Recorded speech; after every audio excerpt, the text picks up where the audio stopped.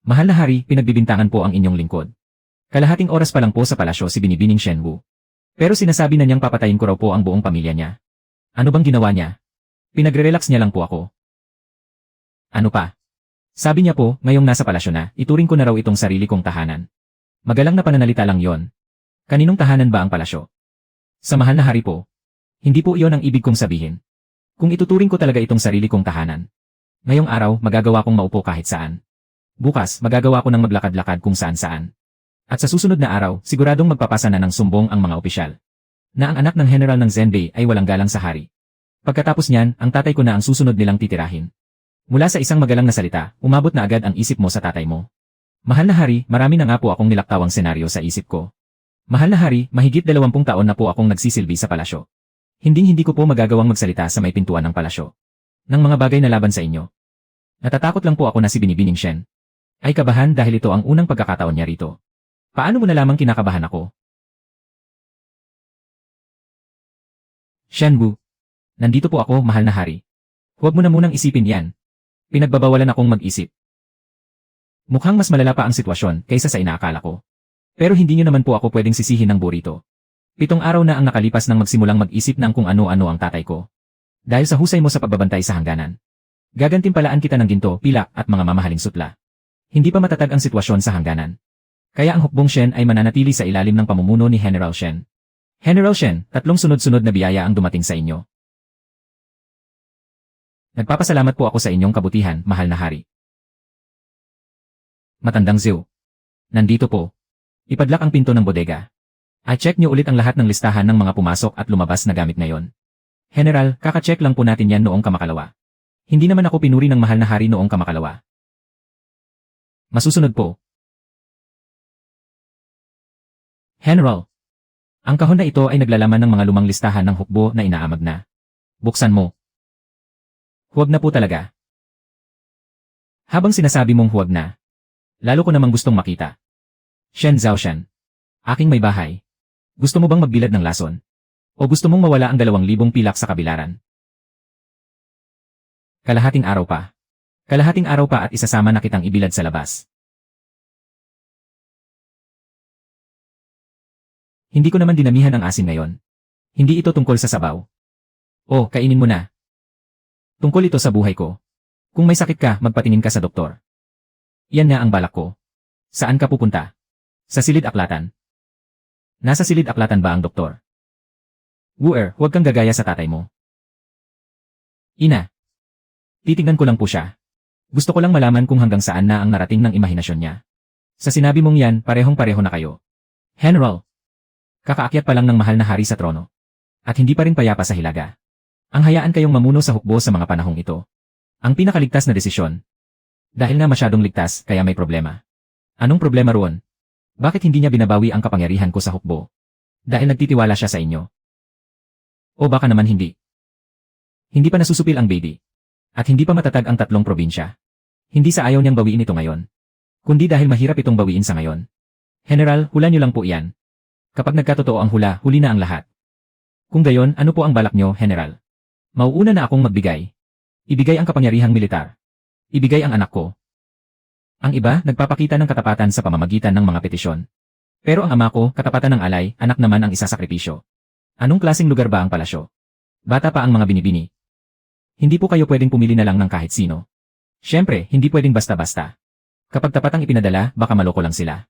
3 salita lang, baka hindi na nila malaman kung nasaan ang hilaga. Tama po. Kapag masyadong maganda, masyadong kapansin-pansin.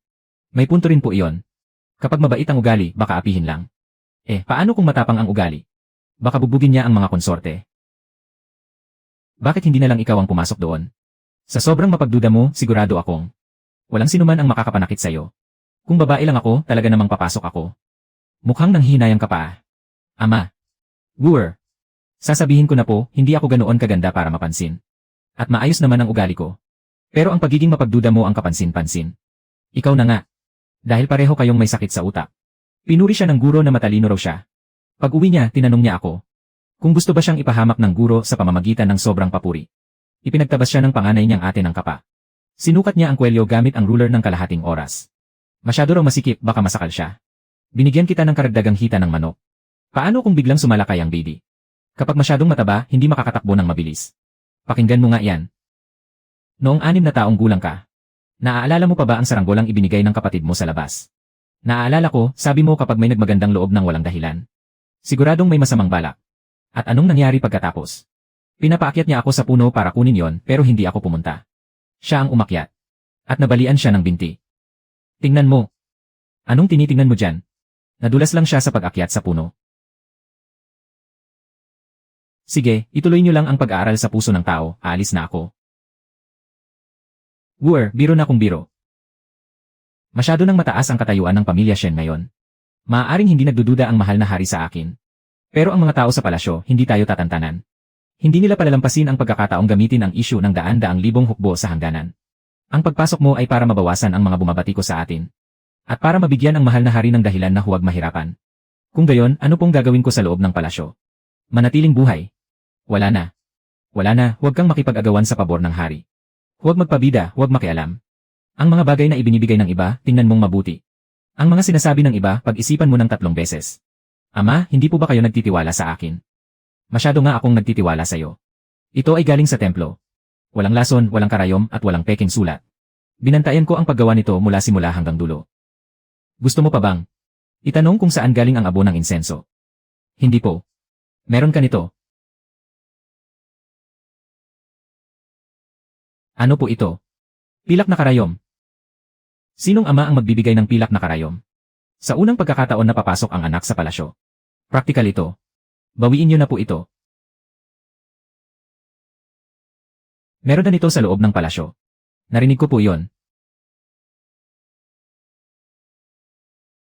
Lanan. Paano kung hindi ko sinasadyang maagaw ang atensyon ng hari? Huwag munang magdiwang. Tingnan muna natin kung sino ang may gustong makipagkumpetensya ka. Tara na. Makinig pa tayo ng higit pa rito. Sa unang araw mo pa lang sa palasyo, pinagdudahan mo na agad ang bigas mula sa kusinang imperial. Kalaunan, napatunayan na. Minaliit pa rin ako ni ina.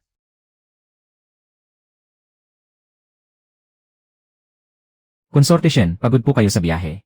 Ang matandang ginang sa inyong tahanan. At ang asawa ng general, maayos po ba ang kanilang kalagayan? Maayos naman po silang lahat.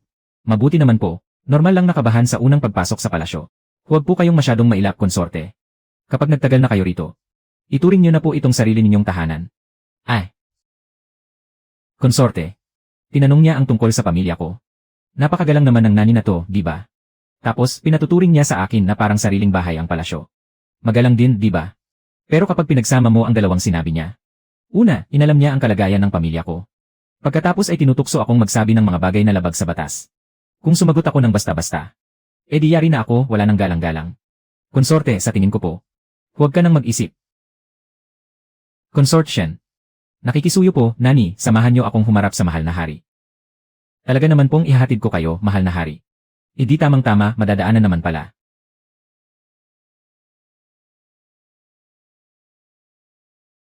Ang pamilya Shen ay matagal nang pinagpapala ng imperyo. At kailanman ay hindi magtataksil. Ang buong hukbo sa hangganan ay handang mag-alay ng buhay. Sino ang sumulat nito para sa ama mo? Ang ama ko po mismo ang sumulat niyan. Halata nga. Kailan ko ba sinabihan si Shen Zhaoshan na papasukin ang anak niya sa palasyo? Hindi po ninyo sinabi, mahal na hari. Kailan ko ba siya pinagdudahan? Hindi rin po ninyo sinabi. Kung ibabalik niyo po ako ngayon, siguradong makakasulat na naman ang ama ko ng ika-4 na liham mamayang gabi. Ang inyong lingkod ay hindi karapat-dapat sa palasyo. Dahil po ito sa kakulangan ng aking ama sa pagpapalaki sa akin. Bitawan mo nga yang panulat. Si Shen Wu ay papasok sa palasyo bilang isang tiran. Manirahan ka muna sa liwan. Nagpapasalamat po ako sa inyong kabutihan, mahal na hari. Mahal na hari, paano naman po siya? Pagmultahin ng pilak. Ikulong o ipadala sa tanggapan ng gawain panloob. Bago pa lamang po ako rito. Hindi ko pa po kabisado ang lahat ng mga patakaran sa palasyo. Hindi ko po pangangahasang parusahan ang mga tauhan sa harap niyo. Nararamdaman ko lang po na hindi tama ang kanyang mga sinabi. Kayo na po ang bahalang mag-imbestiga sa iba pa. Akala ko ba matapang ka kanina? Kanina po ay para lang iligtas ang buhay ko. Ngayon, ganoon pa rin po. E alis siya rito, alamin kung anong mga gawain ang hinawakan niya. At imbestigahan din ang lahat ng mga taong nakasalamuhan niya. Mahal na hari, wala po akong kasalanan. Tumayo ka na. Ano ang ipinagagawa sa iyo ng ama mo pagkapasok mo sa palasyo? Ang manatiling buhay po. Ano pa? Wala na po. Hindi naman pala masyadong mataas ang pangarap mo. Kaya naman po magsisikap ako. Unang araw niyo pa lang sa palasyo, konsorte. Pero napakarami na agad ng ibinigay na gantimpala ng mahal na hari. Ano pong nangyayari sa inyo? Kakatapos ko lang magsumbong laban sa nani ng hari kaninang umaga. Tapos heto at may malaking pabuya na agad ngayong hapon. Ano na lang ang isipin ng iba kapag nalaman nila ito? Na ginagantimpalaan kayo ng mahal na hari. Na tama ang naging pagsusumbong ko. Nalaman na nila ang katotohanan doon. Ang palihim na pagtanggap ng suhol. Tinatrato ng masama ang mga manggagawa. At ibinubunyag pa ang mga araw ng paglabas ng emperador sa palasyo. Talagang may malaking suliranin dito. Sapat na para magpaliwanag siya ng matagal. Napakagaling niyo po, mahal na Shen. Hindi ito magandang balita. Bakit po? Ang taong kaswal lang na nakipag-usap ay may problema pala. Maaari rin itong makahulugang napakaswerte niyo po. Huwag mong basta sasabihing swerte habang nasa loob ng palasyo. Ibinigay ito ng emperador sa akin bilang pampalubag loob sa pagkagulat. Nasiyasat na po ba ang lahat ng ito? Mula sa tanghalan ng pangloob na gawain. Sino sa tanghalan ng pangloob na gawain ang nagsuri nito? Aba, konsorte Shen. Magsalita po kayo, Senan. Ibilad niyo po ang anumang gusto ninyong ibilad. Magpapanggap na lang po akong walang nakita pagbalik ko. Talagang ibinibilad niyo po, mahal na Shen. Ibilad muna ang mga tela. At punasan ng maigi ang mga ginto at pilak. Mahal na Shen, kung talagang may lason ang mga ito. Hindi po ba tayong dalawa ay? Huwag kang magsalita ng mga bagay na malas. Hindi po ba't kayo ang unang nag-alinlangan? Maaaring mag-alinlangan. Ngunit hindi ito dapat sabihin ng malakas. Hindi rin madali ang buhay ng isang konsorte. Hindi pa man sumisikat ang araw. Kumpleto na agad ang lahat ng tao. Nakatulog ka ba ng maayos kagabi, kapatid na Shen? Maaari naman po, mahal na Reyna. Umiti ng natural. Tila wala siyang balak na saktan ako. Ngunit ang hindi mukhang may balak, kadalasan ay yun pa ang may balak. 307 tatak. Para niyang itinalukbong ang buong bahay sa kanyang ulo. Hindi man lang ba siya nabibigatan? Kapatid na Shen, kanina mo pa tinititigan ang aking sapatos, gusto mo ba ito? Iniisip ko lang po kung gaano kaganda ang pagkakasulda nito, mahal na Reyna. Kung gusto mo, kapatid. Sa susunod, pagagawan ko sa kawanihan ng kasuotan na gawan ka rin ng isang pares. Hindi ko po pangangahasang kunin ang paborito ng mahal na Reyna. Isang pares ng sapatos lamang ito. Bakit naman ito ituturing na pag-agaw? Tungkol naman sa kawanihan ng kasuotan. Naalala ko tuloy kahapon. Ang sutlang shoe na ibinigay ng emperador sa'yo, kapatid na Shen. Gusto ko sanang itanong. Ang rolyong iyon ng sutlang shoe. Anong uri ng damit ang balak mong ipatahi, kapatid? Iingatan ko po ito bilang parangal at hindi ko susuot. Isa itong regalo mula sa emperador. Bago pa lamang po ako sa palasyo. Kaya hindi ko pangangahasang gamitin ito ng basta-basta. Mabuti na ring mag-ingat. Ngunit sayang naman ang sutlang shoe na yon. 6 na buwan din itong hinintay. Tapos ay isinampay mo lang sa buong bakuran. Lahat ng dumaan sa pangunahing daan ay nakakita. Sinisiyasat ko lamang kung may lason ito. Ngunit akala nila ay nagmamabangis ako. Hindi ba alam ni kapatid na Shen na? Kahapon ko lang po nalaman na madali pala itong maapektuhan ng kahalumigmigan. Napakatindi ng sikat ng araw kahapon. Sigurado ngang hindi ito mamamasa. Marunong ka talagang mangalaga ng mga gamit, kapatid. Mabuti na lang at walang lason ang tela. Kundi ay malalagot na naman ako. Kapatid na Shen, talagang hindi mo ba alam ang tungkol sa batch na yon ng sutlang shoe? Hindi ko po alam. Kumakalat ang chismis sa buong palasyo. Na ang emperador ay dapat sanang ibibigay yon kay konsorte Shu. Ngunit nagbago ang kanyang isip matapos kanyang makita. Sinasabi ring naparusahan si Yaya Liu dahil sa pagkakasalangsang sayo. Ang emperador mismo ang nag-imbestiga kay Yaya Liu. Huwag kang mag-alala, kapatid. Hindi naman namin ito ipagkakalat sa labas. Ang linyang iyan pa man din ang pinakanakakatakot. Hindi po ako nag-aalala. Napakainam at napakahalaga ng sutlang shoe. Kaya ingatan mo itong mabuti, kapatid. Naiintindihan ko po, mahal na hari. Aking hiyas, ano po ang ibig niyong sabihin sa mga salitang iyan? Kung alam ko lang ang sagot. Hindi sana ako pinagpapawisan ng malapot ng ganito ngayon. Sa pagkakataong ito, kailangang itago ng maigi. O kaya ay ibaon na lang. Ano po? Ibaon sa lupa kasama ng mga bulaklak para hindi na masakit sa mata at hindi na rin nakakataranta. Hindi po pwedeng ibaon ang mga bagay na bigay ng mahal na hari. Kung ganoon, sunugin na lang. Lalong hindi po maaari yan. Ibalik na lang kaya natin. Aking hiyas. Maaari po bang pumili kayo? Ng paraan na hindi tayo mapipugutan ng ulo. Gusto ko pa po kayong paglingkuran ng maraming taon. Sige, itago na lang sa pinakaloob na bahagi. Tapos lagyan ng kandado sa labas. Opo. Dapat dalawa ang susi. Bakit po kailangang dalawa? Para sigurado, baka kasi isang araw ay maglakad ako habang tulog. At bigla ko na lang itong ilabas at isuot. Konsorte Shen, ang aking amo po. Nabalitaan niyang hindi kayo nakatulog ng maayos kagabi. Kaya nagpaluto siya sa kusina ng sabaw na pampalakas para sa inyo. Heto na po. Sabi rin po ng aking amo. Dahil bago pa lang ang konsorte rito sa palasyo. Kung may hindi po kayo naiintindihan, huwag kayong mahihiyang magtanong sa palasyo ng UFO. Ituring niyo na po kaming parang tunay na magkakapatid. Huwag na po kayong mailang. Tunay na magkakapatid. Ang huling taong nagsabi sa akin na ituring siyang kapamilya. Hanggang ngayon ay isinasailalim pa rin sa interogasyon. Konsorte, inumin niyo na po habang mainit pa. Iwan mo muna riyan, iinumin din ito ng aking amo mamaya. Mahigpit pong bilin ng aking amo. Kapag lumamig na ito, mawawala na ang bisa ng gamot. Hayaan niyo na pong pagsilbihan ko kayo sa pag-inom, konsorte. Huwag na. Masyadong mahalaga ang malasakit ng iyong amo. Wala akong alam sa mga halamang gamot.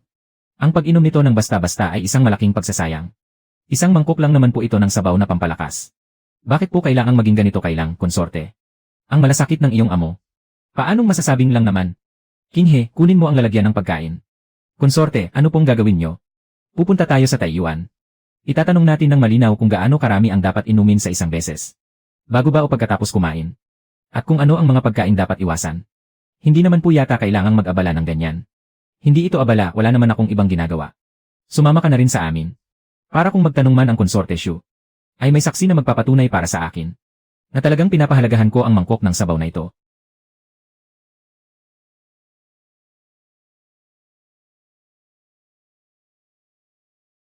Binibining Shen, bakit kayo naparito? Nabalitaan ko pong pagod na pagod si Ginoong Lin nitong mga nakaraang araw.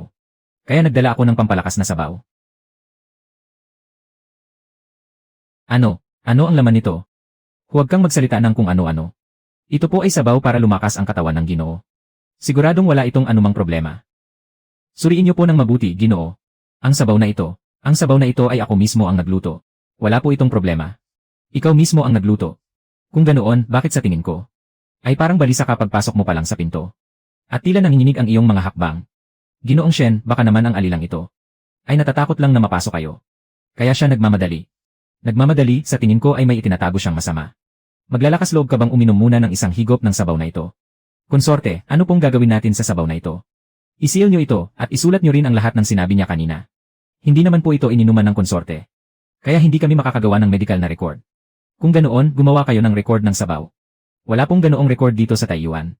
Bago ang araw na ito, wala pa ho. Isulat mo ng tumpak ang tungkol sa gamot ni Ho. Huwag mong dadagdagan o babawasan. Huwag kayong mag-alala, mababang tagapaglingkod. Mabuti na lamang at mabilis akong nakarating po. Paano ninyo nalaman, Sen-an? Kasama ninyo ang mga tauhan mula sa palasyo ng Shufi. Nang maglakad kayo mula Liwan hanggang sa Imperial Hospital.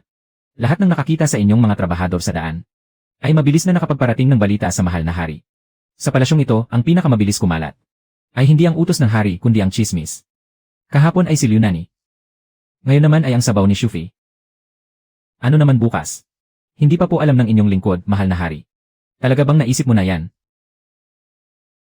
Hindi po, sa ngayon, hindi pa nangangahas mag-isip ang inyong lingkod tungkol sa bukas. Ang sabaw na ibinigay sa iyo ni Shufi. Bakit hindi mo ininom? Wala pong kaalaman ang inyong lingkod sa mga gamot, natatakot po akong magkamali sa pag-inom. Kaya dinala ko po ito sa Imperial Hospital.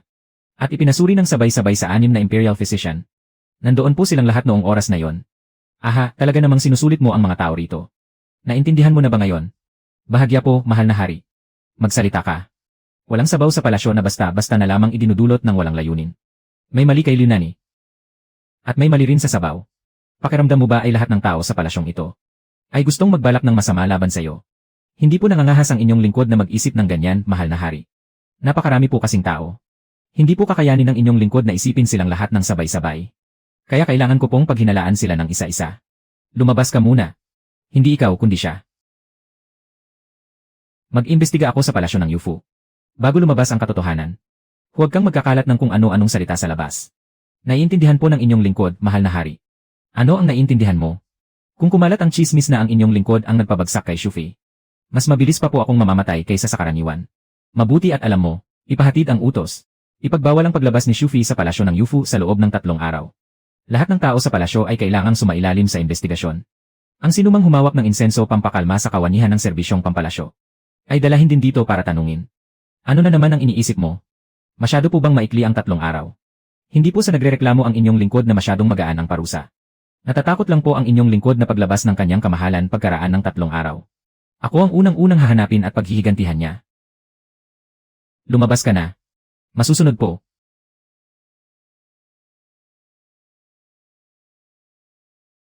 Ang tanging ginawa lamang ng palasyong ito ay magpadala ng sabaw. Ang insenso pampakalma ay hindi nagmula sa palasyo ng Yufu. Ipararating po ng mababang tagapaglingkod na ito ang mga salita ng kanyang kamahalan ng walang bawas. Ang iniimbestigahan ng mahal na hari ay kung paano nagkasama ang dalawang bagay na yon. Hindi pa naman itinatakda kung kanino ang kasalanan. Nasaan na ang talagang tagapaglingkod na babae? Tinatanong na po. Ano ang sinabi ni Shen Wu? Itinanong po ni mababang tagapaglingkod Shen kung hindi ba masyadong maikli ang 3 araw. Natatakot po siya na baka hanapin niyo siya paglabas ninyo pagkaraan ng 3 araw. Amo, dahan-dahan naman po kayo. Hindi pwedeng magdahan-dahan. Paano kung may sumusunod na sa atin mula sa palasyo ng Yufu? Nag-imbestiga na po ang mahal na hari. Ang iniimbestigahan ng mahal na hari ay ang kaso. Ang kailangan kong protektahan ay ang sarili kong buhay. Amo, noong nasa bulwagan po kayo kanina. Medyo masaya po ba kayo? Hindi ah. Nakita po ng tagapaglingkod na ito na kumislap ang inyong mga mata. Naisip ko lang bigla na ang buhay dito sa loob ng palasyo ay tila hindi naman pala kasing hirap ng mga sabi-sabi. Amo, bago tayo pumasok sa palasyo, ang pinagkasunduan natin ay hindi makikipag-agawan sa pagmamahal ng hari. Hindi magmamagaling at hindi manghihimasok sa gulo. Sila naman ang unang nanghimasok sa akin, 2 araw pa lang ang nakakalipas. Kaya nga mabilis ang trabaho dito sa palasyo. Nagpadala ang mahal na hari ng pampakalma para sa konsorte. Pampakalma na naman. Marami po kayong naranasang takot nitong nakaraang 2 araw, konsorte. Ang naunang pabuya ay naging dahilan na para mainis sa akin si konsorte Shu. Kung malalaman pa ng iba ang tungkol sa kahon na ito. Kaya nga po sa likod bahay ako dumaan. May nagbabantay din sa likod bahay. Kung ganoon, sa susunod po ay akyat na lang ako sa pader.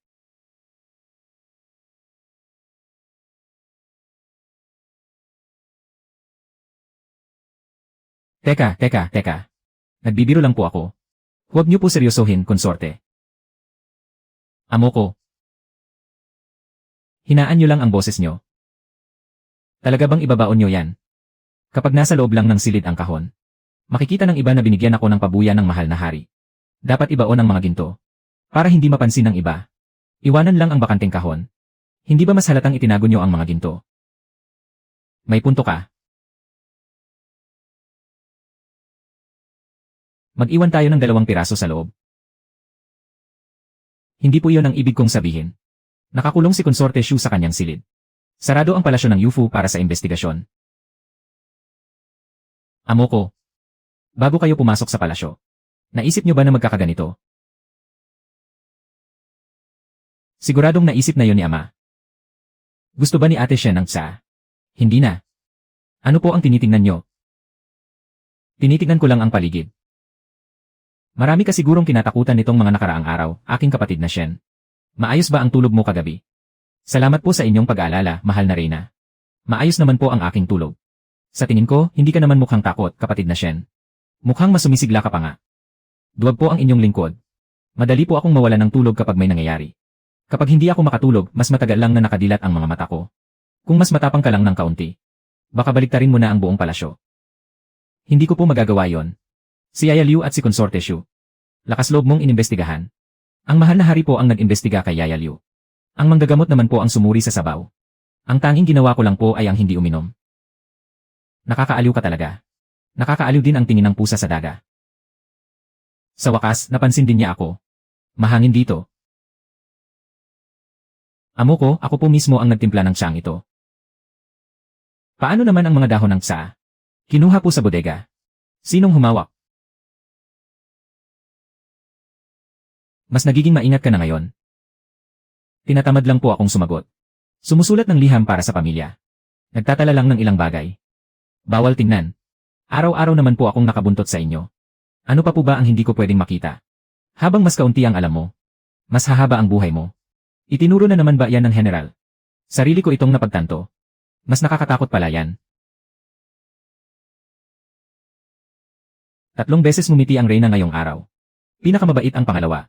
2 beses siyang tiningnan ng dakilang konsorte. Mas matagal ang pangalawang tingin. Inurong ni Kagandahang Li ang kanyang upuan. Ang dahilan ay mahangin daw pero hindi naman bukas ang bintana. Unang hinala. Bakit hindi pa rin ako ipinapatawag ng mahal na hari? Siguro ay nairita siya sa akin. 2, palihim na nagmamasid. 3, masyadong maraming alam. Maghahanda na po ako ng pampatahimik. Amo, kanino po ba ang pangalang isinusulat niyo para patahimikin? Wala naman. Nakita po ng alipin na patahimikin ang nakasulat. Isinusulat ko lang ito para paalalahanan ang sarili ko. Kumain ng dahan-dahan para hindi mabulunan. Consort Shen. Ipinatatawag po kayo ng mahal na hari sa bulwagan ng Kinseng para makipagsalo sa pagkain. Maging handa. Santissimo Sen, maghintay po kayo sandali. Magpapalit lang po ako ng kasuotan.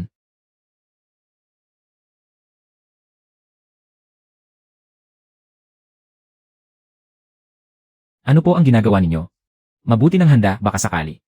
Sasalo lang kayo sa mahal na hari, bakit may dala pa kayong pilak na karayom? Paglabag po yan sa utos ng hari. Kapag may nangyaring masama.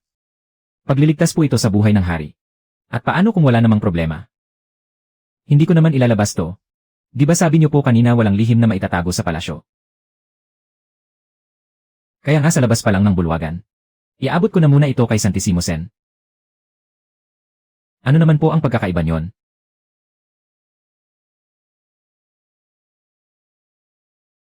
Konsorte, ano po ito? Maaari po bang pakitago muna ito, Santissimo? Bakit mo ito dala-dala? Nangangamba po akong baka hindi ko alam ang tamang protokol. At makapagdala ng bagay na makakabastos sa mahal na hari. Kung hindi naman po mamamasamain ng mahal na hari. Hiramin ko na lang po ulit mamaya. Konsorte, magtatanong lang po ang aliping ito. Talaga po bang iniisip niyong may lason ang pagkain pampalasyo? Umasa tayong wala. Iyon din po ang dalangin ng aliping ito. Tapos na ba kayong mag-usap dyan sa pintuan? Pumasok ka na. Nabalitaan kong nagdala ka raw ng pilak na karayom. Hindi ko po iyon ipinasok sa loob, mahal na hari. Kung ganun, ano ito? Iyon po ang karayom na dala ng inyong lingkod. Iniisip mo bang lalasunin kita? Hindi po, natatakot lang akong may magtangkang lumason sa mahal na hari. At pagkatapos ay sa akin ipapataw ang kasalanan. 2 araw pa lang po ako sa palasyo. Pero 2 insidente na agad ang nangyari. Hindi ko rin naman po gustong magkataon ng ganito.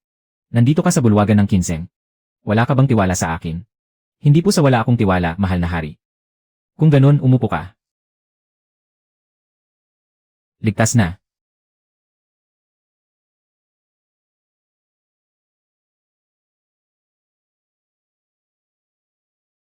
Ano pa ba?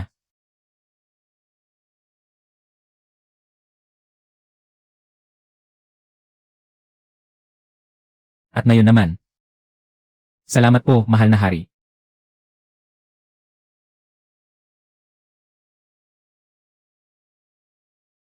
Ipinasok ka rito ng iyong ama. May sama ka ba ng loob sa kanya? Hindi naman po masyado. Bakit? Kung hindi niya po ako kusa na ipapadala rito, may magpipilit din sa kanya sa huli. At pwesto't kusa niya akong pinadala kahit paano'y ako ang napunta rito. Ibig mong sabihin, hindi ka magtitiwala kung iba ang ipapadala. Mas malambot po ang puso ng mga kapatid kong babae kaysa sa akin. Kaya ibig sabihin, matigas ang puso mo. Nasa sitwasyon po yan. At sa pagkakataong ito. Sa ngayon po, medyo napalambot niyo. 4 na putahe na po ang tinikman ng mahal na hari para sa akin. Dapat pa pala kitang pasalamatan dahil nabibilang mo. Hindi po nangangahas ang inyong lingkod. Kung hindi magpapadala ng tao ang pamilya Shen, akusahan ng mga opisyal ang ama ko na nagmamalaki dahil sa hawak na hukbo. Kapag nagpadala naman, sasabihin nilang may itinatago siyang kasalanan. Kaya kailangan mong manatiling buhay sa palasyong ito. Paano po nalaman ng mahal na hari? May 8 pahina ang petisyon ng iyong ama. At ang huling 4 na pahina ay puro tungkol dito. Hindi naman po siya madaldal sa karaniwang araw. Huling-huli na. Isinulat niya ng buo sa papel. Habang buhay ako, may proteksyon pa ang pamilya Shen. Sa huli, lalabas pa rin ito ang kagustuhan ng mahal na hari. Hindi ko po pinagbabantaan ang mahal na hari. Alam ko. Kung talagang pinagdududahan ko si Shen Zhaoshan, hindi ko na siya hahayaang mamuno pa sa hukbo sa hangganan. Pinananatili ko siya dahil sa kasalukuyan. Wala nang iba pang mas hihigit sa kanya para sa posisyong iyon. Napakatalino po ng mahal na hari. Hindi ka pa rin naniniwala. Pinahihintulutan kitang magsabi ng totoo. Naniniwala po ako sa inyo, mahal na hari. Ngunit mas naniniwala po ako sa aking ama. 18 taon niya akong pinalaki. Samantalang 2 araw pa lang tayong nagkikita, mahal na hari. Ano ba ang itinuro niya sa'yo? Kapag ang iba ay mabuti sa'yo, hindi ibig sabihin ay totoo itong kabutihan. Kapag ang iba ay masama sa'yo, hindi rin ibig sabihin ay purong kasamaan lang ito. Si Shen Zhaoshan ay tunay ng isang henyo ng ating kaharian. Kumain ka na. Espesyal na handog po ito ng mahal na hari para sa konsorte. Alam ko. Pagbalik mo, huwag mo itong ipagmalaki. Alam ko pong hindi dapat ipinagmamalaki ang mga kakanin. Huwag mo na ring pansinin. Huwag po kayong mag-alala, Senan. Pagkatapos kainin ito ngayong gabi, Senan. Ano pa po ang maipaglilingkod ko, konsorte? Tinikman ng mahal na hari ang bawat putahe kanina. Kung may problema man sa pagkain, nakahanda na ang mga manggagamot sa kabilang bulwagan. Kanina pa sila naghihintay. Mula nang pumasok kayo sa pintuan. Hindi natatakot ang mahal na hari na may problema sa pagkain. Ang kinatatakutan ng mahal na hari ay ikaw. Na baka isipin mong may laso ng pagkain ito. Susubukan ko pong maniwala. Ilang porsyento ang paniniwalaan mo? Maniniwala muna ako sa kakaning ito. Maituturing na rin itong pag-unlad. Ang tela ng damit. Sinuri na ito ng kawanihan ng pananamit at ng mga manggagamot. Bagong bukas din ang pulbos na ito.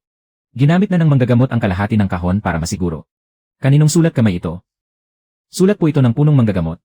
Parang isang tao lang ang sumulat ng lahat ng ito para sa iba. Mahal na konsorte, huwag na po kayong magtanong. Luluhod na po siya sa takot. Nagatanong lang naman ako tungkol sa sulat. Sa paraan ng pagtatanong nyo para kayong nag-imbestiga ng krimen. 6 na putahe para sa 8 tao. Iba pa ang sabaw at kakanin para sa konsorte. Salamat sa inyong pagod. Hindi po ito pagod ang makapagsilbi at tumikim ng pagkain para sa konsorte. Ay isang malaking karangalan para sa aming mga alipin. Bakit parang tuwang-tuwa kayo? Tingnan niyo po, mahal na konsorte. Nagtanong lang kayo, may lumuhod na naman. Hay! Mauna na kayo, kapatid na Shen. Mas mataas po ang inyong ranggo, ate. Nararapat lamang na kayo ang mauna. Ay, hindi. Mauna ka na, kapatid. Bakit niyo po ipinipilit na ako ang mauna? Bigla ko palang naalala na may gagawin pa ako. May itinatago siya. Natatakot lang siyang tanungin niyo siya. Kung wala siyang ginagawang masama, bakit siya matatakot sa mga tanong ko? Tapos na ang piging ng tsaa. Nagkakamali ka, kapatid. Hindi kami nauuhaw. Dahan-dahan lang. Sige po. Ang pagpunta rito ng mga ate. Hindi lang siguro para maghatid ng mooncake, di ba? Bukas na ang piging para sa pagdiriwang ng gitnang taglagas. Mahilig sa masayang pagtitipon ang mahal na noble konsorte. Nabalitaan namin galing ka sa hangganan. Siguradong may alam kang mga bagong libangan o laro. Wala po akong alam. Paano naman ang pagtugtog ng kudyapi? Hindi po ako marunong tumugtog ng tama. Pagsayaw. Mahal na konsorte, kung bukas ay atasan kanyang magtanghal. Dapat ay handa ka po.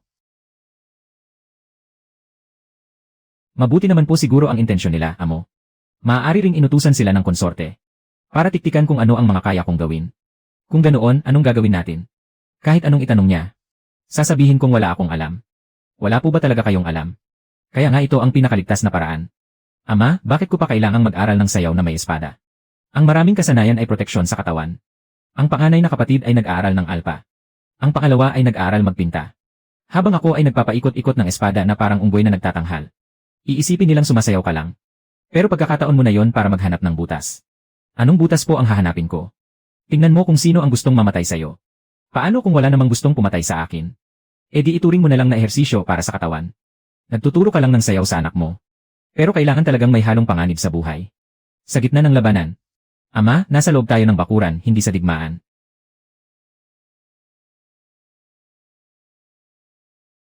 Ano ang hinahanap mo? Buto ng lotus po. May buto naman talaga ng lotus sa loob ng mooncake. Tinitignan ko lang po kung may iba pang nakahalo. Konsorte, ang pagkain ito ay 3 beses ng sinuri bago ihain. Alam ko po. Bakit niyo pa hinihimay? Wala lang, pampalipas oras lang. Mula nang pumasok sa palasyo si kapatid na Shen. Madalas purihin ng mahal na hari ang kanyang talino at pag-ingat. Ngayong gabi ng pagdiriwang. Bakit hindi magpakitang gilas ang aking kapatid? Para naman makita ng lahat. Ang galing ng anak ng general mula sa hangganan. Heto na nga ba ang sinasabi ko? Kahapon ay 3 tao ang nagpahiwatig sa akin. Ngayon ay talagang ako na ang tinuturo. Kapatid na Shen, kung hindi ka handa, huwag mong pilitin ang sarili mo. Napakamaunawain ng mahal na reyna. Ngunit kung wala talagang alam na kahit ano ang aking kapatid, sabihin mo lang ng tapat, walang problema. Sino ba ang maglalakas loob na pagtawanan siya? Ang inyong lingkod ay wala ngang alam sa musika, sining o pagsulat. Kaunti lang ang alam ko sa sayaw ng espada. Marunong ka mag-espada. Nag-ensayo po ako ng ilang taon, pero hindi po ito ganoon kagaling. Ilabas ang espada.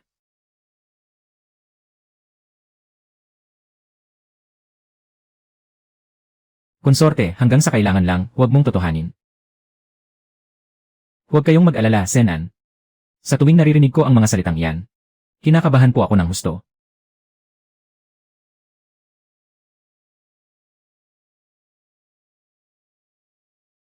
Hindi ba't sabi niya ay kaunti lang ang alam niya? Ang kaunti para sa pamilya Shen ay maaaring iba sa pakahulugan natin. Hindi marunong sa alpa, hindi marunong magpinta. At hindi rin malambot ang aking baywang. Pero ang magpabagsak ng tao sa loob ng 3 hakbang, kaya ko. Mabilis ako, mabagal siya. Hinihintay ko siya, pero mas mabagal pa rin siya.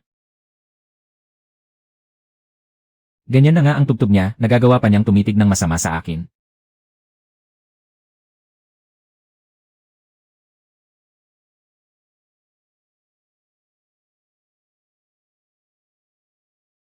Bakit ka nagtatago? Baka matandaan niya ang mukha ko. Nahuli na ang tao. Ano pang kinatatakutan mo? Paano kung may mga kasama pa siya? Tingnan mo muna ang sarili mo. May sugat ka ba? Wala po, ang damit ko lang ang nasira. Mabuti naman at ligtas ka. Nasira ang damit mo dahil sa pagliligtas sa akin. Bibigyan kita ng bago. Mahal na hari, hindi po alam ng inyong lingkod ang pinagmulan ng taong ito. Ang mga musikero ngayong gabi ay mula lahat sa kawanihan ng musika. Manatili ang lahat sa kani-kanilang pwesto. Walang sinumang papayagang umalis. Dahil sa pagliligtas sa hari, may gantimpala si Konsorte Shen. Una, ang sutlang shoe na gusto ng Konsorte Shu. At ang mga perlas na suot ng mahal na konsorte. Sa tuwing binibigyan ako ng pabuya ng mahal na hari. Parang naghahanap lang siya ng susunod kong kaaway. Nagulat ang aking konsorte Shen ngayong araw. Nararapat lamang nabigyan siya ng mahal na hari ng malaking pabuya. Nagpapasalamat po ako, mahal na hari. Hindi ka ba masaya? Masaya po ako. Hindi ko mahalata. Sige na, huwag ka nang ngumiti. Tumayo ka. Dahil iniligtas mo ako ngayong araw, ano ang gusto mo? Nabigyan na po ako ng pabuya ng mahal na hari. Pabuya iyon ayon sa tradisyon. Tinatanong kita kung ano ang gusto mo para sa sarili mo. Sa mga susunod na piging sa palasyo. Maaari po bang huwag na akong pagtatanghalin? Iniligtas mo ako. Iyon lang ba ang gusto mo? Sapat na po iyon. Isang beses lang akong nagtanghal. Ay nakatagpo na agad ako ng isang mamamatay tao. Kung mauulit pa ito ng ilang beses. Natatakot po akong maubusan ng mga musikero sa palasyo na dapat hulihin. Lene. Pinapayagan na kita. Talaga bang hindi mo alam? O nagpapanggap ka lang na walang alam? Ang alin po?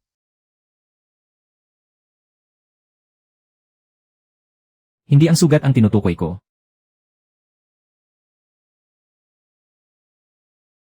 Bakit ang lamig ng mga kamay mo? Kapapawis ko lang po kanina. Lumalamig agad kapag nahahanginan. Hindi ba't sabi nila ang mga taong mainat ay laging malamig ang kamay? Paano po nalaman ng mahal na hari na iyon ang sasabihin ko? Nagsisimula na kitang maunawaan. Ano na naman ang iniisip mo? Ang mga taong nakakaintindi sa akin ang mas madaling makakapanakit sa akin. Shenwu. Narito po ako. Huwag ka na munang mag-isip ngayong gabi. Susubukan ko po. Mahal na hari, iniimbestigahan pa po ang mamamatay tao. Babantayan yon ni Senan. May mga tao rin si Fang Yi. May 3 suso ng mga kawal sa labas ng bulwagan. Paano naman po ang bintana? May mga tao rin sa labas ng bintana. Kung ganoon, mukhang ligtas na nga. Umiti ka na kung gusto mo. Hindi po ako tumatawa, mahal na Shen. Pinayagan po kayo ng mahal na hari na huwag nang magbigay-pugay ngayong araw.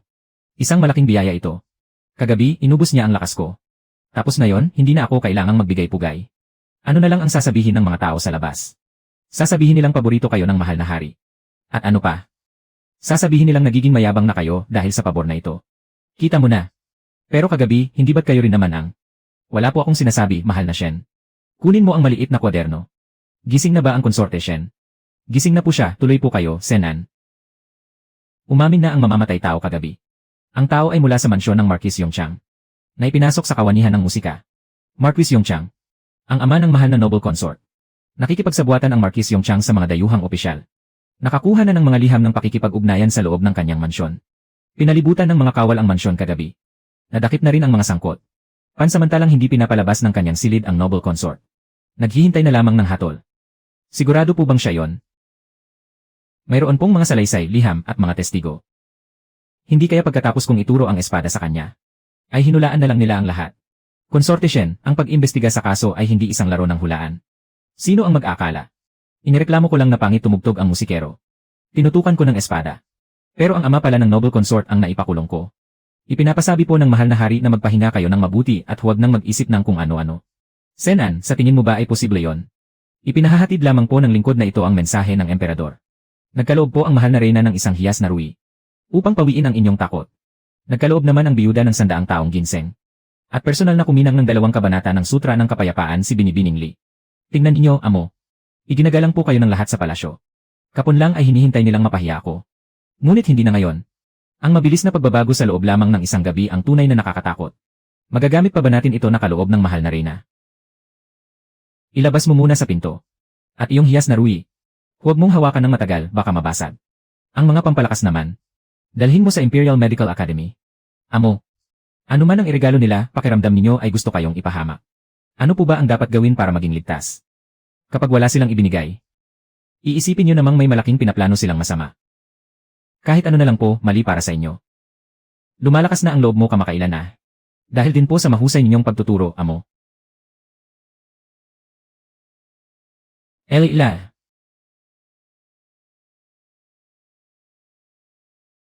Ate Shen, dito ka na maupo sa tabi ko. Ayon sa aking antas, hindi po ako nararapat maupo rito. Ngayon ay walang antas-antas. Paano naman magiging walang paggalang sa antas sa loob ng palasyong ito? Kung gayon, manatili na lamang sa dating upuan ng ate.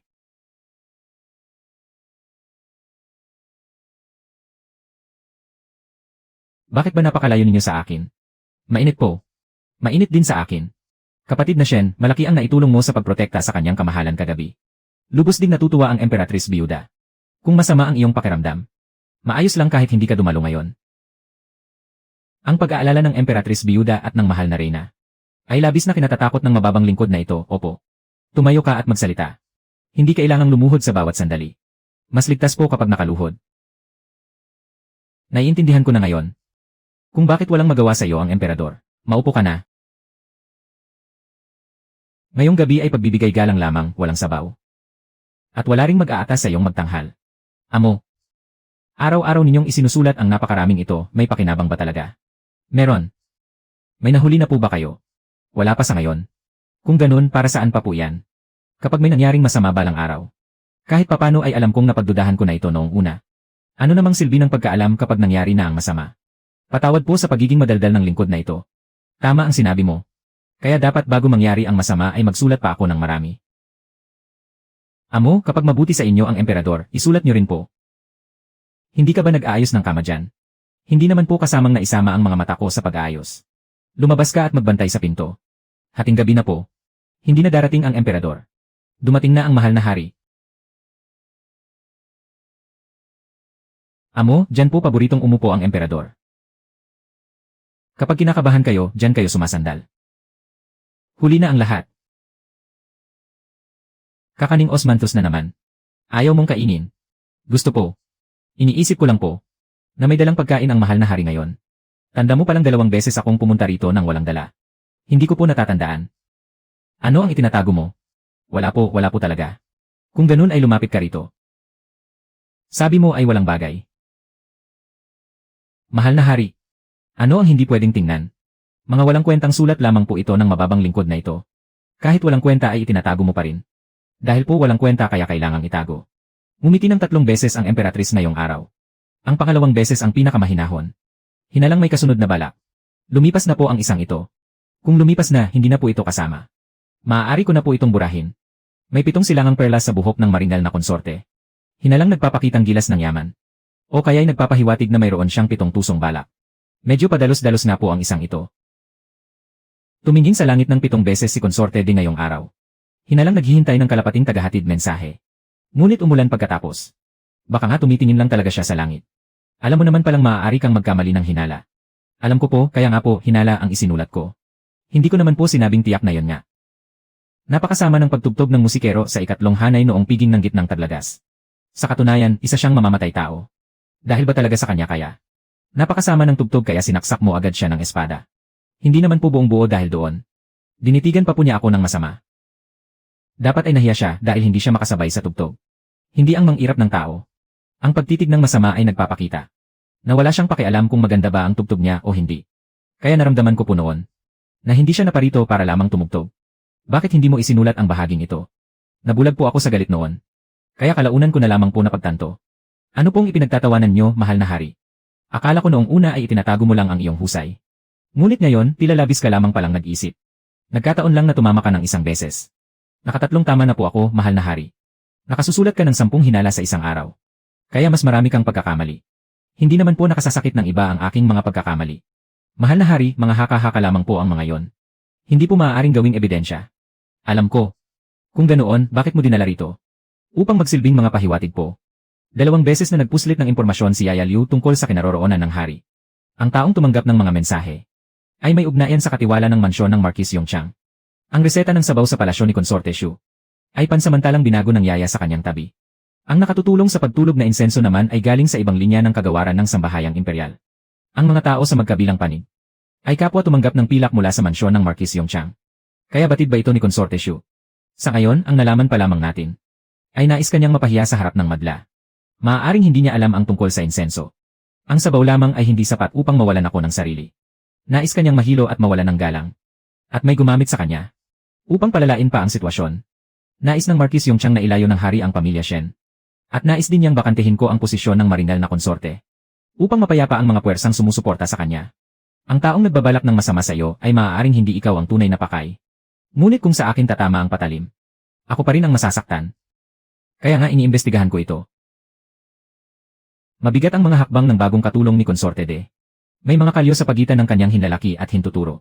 Binabantayan na siya ngayon. Nagsanay siya sa paggamit ng maikling patalim noong bata pa. Inilipat siya sa palasyo ng kagawaran ng Sambahayang Imperial 3 buwan na ang nakalipas. Hindi pa natutukoy kung ano ang kanyang mga ginawa. Nagkukunwaring may sakit si Consorte Xian. Hindi tumutugma ang mga talaan ng kanyang pulso mula sa mga manggagamot. Nagdadahilan siyang may sakit tuwing ika-5 araw. Ang mga araw na iyon ay saktong hindi niya pagpunta sa palasyo ng Fengi. Maaaring mag-isang lumabas at pumasok ang mga katulong sa kanyang tabi. Umiiwas sa daan si Binibining Li. Malinaw na po ang isang ito. Natatakot lamang si Binibining Li na makasalubong si Ti Genshen. Subalit ang maliit na bating sa kanyang palasyo ay tumanggap na ng pilak mula sa mansyon ng Marquis Yongchang. Kaya hindi naman po masasabing mali ang lahat ng ginawa ko. Ang pinaghihinalaan mo ay ang paglihis niya ng daan. At isinama na rin niya ang maliit na bating. Ang galing mo talagang kumuha ng kredito para sa sarili mo.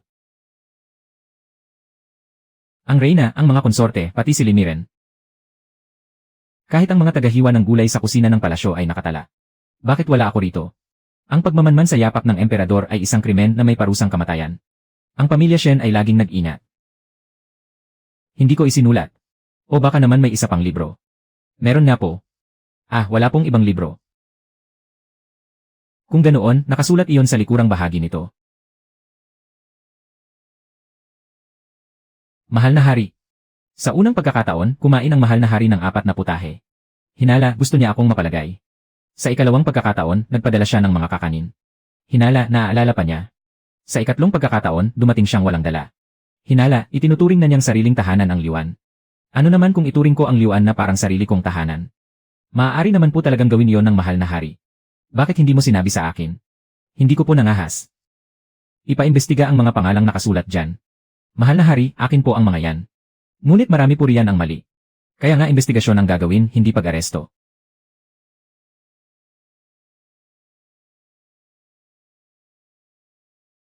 Suriin ang bawat tala ng pagkuha ng insensong pampakalma. Kahit isang kahon lang ang kulang, kailangang malaman kung saan napunta.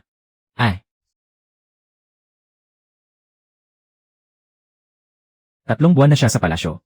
Hindi ko akalaing marunong pala siyang mag-martial arts. Alam ba ito ng mahal na konsorte? Malalaman lang natin pagkatapos ng pagsisiyasat.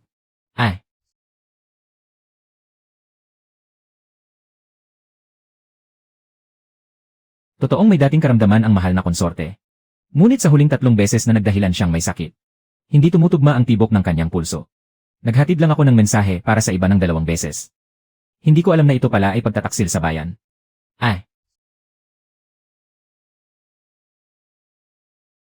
Nagbigay ako ng daan para lang maagaw si Shenwu. Bakit ka tumanggap ng pilak? Pahamak ka talaga sa akin.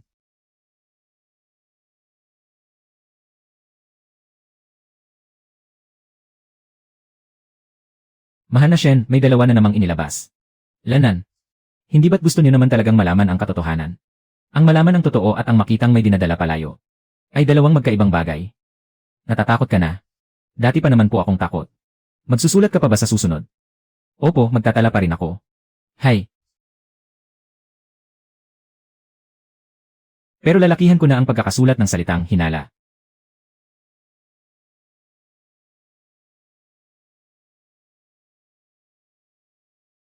Ang Marquis Yongchang ang utak sa likod ng pagtatangkang pagpatay. Kumpleto na ang mga ebidensya. Walang kinalaman ang konsorte sa plano ng pagpaslang. Ngunit 2 beses niyang pinagtakpan ang mga talaan ng Marquis. Babaan ang kanyang ranggo at ilipat ng palasyo. Huwag mandamay ng iba kung walang sapat na ebidensya. Masusunod po. Kumusta naman si Shenwu? Tahimik po siya nitong mga nakaraang araw. Kapag tahimik siya, hindi ibig sabihin na wala siyang iniisip. Mukhang kilalang-kilala na nga ng mahal na hari si Shenwu. Itaas ang kanyang ranggo bilang konsorte. Hindi po ba parang masyadong mabilis? Ang pagliligtas sa akin ay isang malinaw na merito. Ang pagtulong sa investigasyon ay isang lihim na merito. Ibigay ang parangal sa mga gwardiya para sa nauna. Ang huli naman ay hindi na kailangang ipaalam sa labas. Dahil sa kabayanihan ni Shen sa pagliligtas sa hari. At sa kanyang marangal na pag-ugali. Siya ay itataas sa ranggong konsorte. Mahal na Shen, isa na po kayong konsorte. Masyadong mabilis. Magandang balita po ito. Sabi ni Ama, ang mabilis na pag-angat ay hindi laging swerte. May sinabi ba ang general? Na kahit isang salitang nakakatuwa. Sabi niya, mabuti raw ang pagiging maingat ko. Parang hindi na lang nagtanong ang aliping ito. Naging konsorte na ang anak natin. Alam ko. Buhay pa siya. Alam ko rin yan. Para kanino ba yung pagmumukha mo? Ilang buwan pa lang sa palasyo. Mula Ren ay naging konsorte na agad. Napakabilis. Iniligtas niya ang emperador. Dahil na iniligtas niya kaya lalong bumilis. Hindi ka ba pwedeng matuwa kahit sandali lang? Lene. Hayaan na nga, mas nakakatakot ka pa kapag ganyan. Balita ko po ay tinulungan ng konsorte ang mahal na hari sa paglilinis ng loob ng palasyo. Na naging daan sa kaso ni Marquis Yongchang. Ngayon, usap-usapan sa labas na ang konsorte ay sadyang mapagkubli ng galing. Ano naman ang ipinakita niya? Sabi nila, sa isang paungusap lang ng konsorte, ay nakakarinig na siya ng 3 magkakaibang kahulugan. At sa isang sulyap lang, nakakabasa na siya ng 7 masasamang balak. Bagay na sa kanya yan. Kalokohan. Si Buer, malamang 30 sa pantaha muna ang isipin yan. Bago pipili ng 7 para tandaan. Mukhang proud ka pa, Lene. Ano nang isinusulat mo? Wala na. Kapag mas maraming sinulat, mas maraming mali. Lene. Magsimula ka muna sa isang linya. Salamat sa mahal na hari sa pag-aalaga sa aking anak. Masyadong malapit ang pagkakasulat. Baka isipin ng lahat na ang pamilya Shen ay nakikikabit lang sa kapangyarihan. Isulat mo. Ang unang bahagi ay parang galing kay Shen Zhaoshan. Pero ang huling bahagi ay hindi. Malamang ay idinagdag ito ng ginang Shen.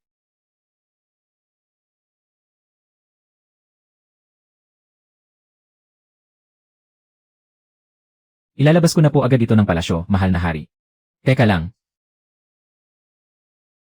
Burahin mo ang huwag mag-alala. Bakit po? Kapag isinulat yan, lalo lang siyang mag-aalala.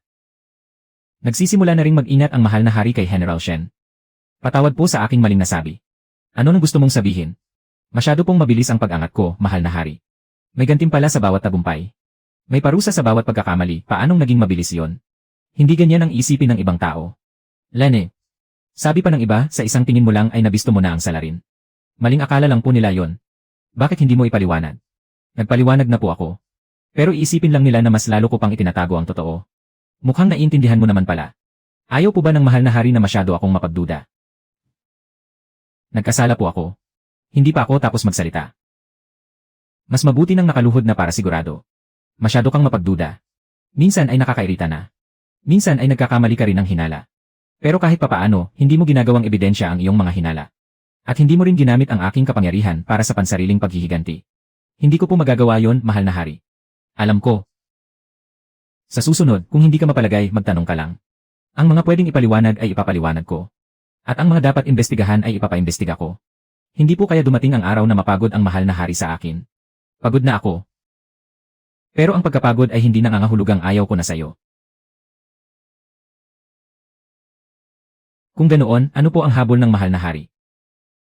Ikaw. Ang ganda ko po ba? O ang tatay ko? Kung kailangan po talaga ng mahal na hari ang tatay ko, maaari naman po kayong maglabas ng utos. Hindi na kailangang dumaan pa sa akin. Dahil ba sa aking kagandahan? Mabuti naman kung ganoon. Anong mabuti roon? Kahit paano, hindi na kailangang pumasok ni Ama sa palasyo. Ito ay handog ng reyna. Bakit hindi mo suot? Nasuri na po ito at walang problema. Kung ganoon, bakit hindi mo isuot? Napakaselan po nito, paano kung masira ko at kailangang bayaran? Hindi na kailangan. Kung ganoon, isusuot ko po ito bukas. Sa wakas ay pumayag ka ring isuot yan. Natakot lang po akong masira ito noong una, mahal na hari. Akala ko pa naman ay natatakot kang may nakatagong kung ano sa loob ng agos. Mukhang natakot ka nga talaga. Sandali lang naman po akong natakot. Kapatid na Shen. Kung talagang nais kitang saktan, hindi ko gagamitin ang sarili kong handog na agos. Nabalitaan kong nakababasa raw ng isip ng tao si Consorte Shen. Wala pang kalahating taon mula nang pumasok siya sa palasyo. Ngunit si Liu Mama, si Consorte Shu at si Noble Consort. Halos kalahati ng palasyo ay nasaliksik na niya. Kahapon, tiningnan niya ako ng isang beses. At hindi na ako nakatulog buong gabi. May ginawa ka bang masama? Wala, natatakot lang ako na baka isipin niyang may tinatago ako. At isiping napakalalim ng aking mga lihim. Hindi pa nagtatagal si Consorte Shen sa palasyo. Ngunit madalas nang magkaroon ng kaguluhan. Napakalalim at hindi matatantya ang kanyang pag-isip. Dapat po kayong mag-ingat, mahal na hari. Sumasang-ayon po ako, may mga usap-usapan na sa labas na isa siyang mapanlinlang na babae. Ano ba ang ginawa niya? Inilalantad niya ang mga taksil. At nag-aalis ng mga kalaban. Hindi ba dapat lang imbestigahan ang mga taksil? Dapat nga po, subalit. Marami rin siyang maling hinala. Nang dumaan sa ibang daan si Consorte Li, inakala agad niyang nagmamanman ito ng maaga. Ipinapakita lamang niya na masyadong mapaghinala si Consorte Shen. May punto ang isang iyan. Kakausapin ko siya. Iwanan mo rito ang iyong ulat. Mapanlinlang na babae, ako. Hinaan niyo po ang inyong boses, aking ginang. Ano ba ang ginawa ko? Sa unang araw ng pagpasok sa palasyo, hinuli niyo si Liu Mama. Sa ikalawang araw, ipinakulong niyo sa kanyang silid si Consorte Shu. Noong pagdiriwang ng gitnang taglagas, nakahuli kayo ng mamamatay tao, at pagkatapos. Hinto. Kung bibilangin mo ng ganyan, mukhang may pagkakahawig nga. Hawig sa ano? Wala naman. Hindi po pwedeng basahin yan, mahal na hari. Ano ang isinulat mo ngayong araw? Wala po akong isinulat. Mas mabilis nang magpaliwanag ang mahal na hari kamakailan. Tila nasasanay na siya sa akin. Walang masamang nakasulat sa bahaging ito. Nasa likod po ba? Wala na talaga. Naghahangad sa aking kagandahan. Isinulat ko lang po iyan ng hindi sinasadya. Kayo po mismo ang nagsabi niyan, mahal na hari. Kailan ko sinabing naghahangad ako? Babalik na po ako para baguhin ito. Sandali. Hindi mo ba siya pipigilan, Sen-an? Hindi na kailangan. Alam na ng mahal na hari kung paano siya hahawakan ngayon. Magsusulat pa ba ako o hindi na? Bawasan mo lang ang pagsusulat. Paano naman ang mga mali? Burahin mo. At ang mga tama. Iwanan mo, baka magamit natin sa hinaharap. Sinasabi ng lahat sa palasyo na nakababasa ako ng isip. Kalokohan. Masyado lang talaga akong nag-isip sa lahat ng bagay.